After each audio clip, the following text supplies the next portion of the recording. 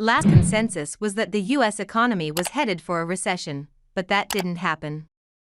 This year's consensus is that we'll have a soft landing, in which the economy slows but won't tip into a recession. That could be wrong too. Doubling down on his contrarian view, Citi chief U.S. economist Andrew Hollenhorst told Bloomberg TV on Thursday that he sees a hard landing. In fact, inflation and the labor market will weaken enough that the Federal Reserve will cut benchmark rates 4 times this year, far more than the 1 or 2 cuts Wall Street expects.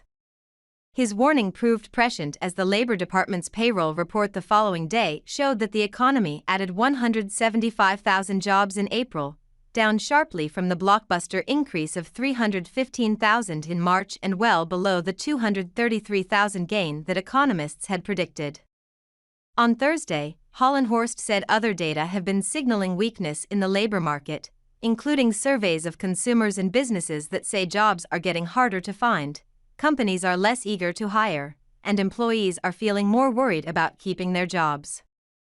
To be sure, data in recent weeks have offered mixed signals on the economy. The latest employment cost index rose more than expected, suggesting a strong job market. Meanwhile, the first quarter GDP report showed growth cooled more sharply than anticipated. But that was due largely to a wider trade deficit and slower inventory restocking, while consumer demand remained robust. But Hollenhorst is convinced there won't be a soft landing, and he said financial markets are starting to move away from that hope as well. The reason I think the Fed's going to see enough to cut is because we're more toward the hard landing end of the spectrum, he told Bloomberg TV. Meanwhile, the Fed won't wait for both inflation and the labor market to weaken before cutting rates, he noted.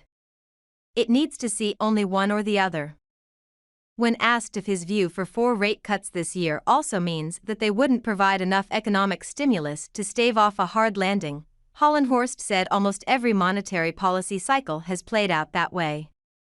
We're in the higher for longer stage of the policy cycle, he explained, noting that stubborn inflation has prevented rates from coming down. The next stage of the policy cycle is a weakening of the labor market. Once it starts gradually weakening, it then weakens more sharply. I think that's exactly what's playing out now.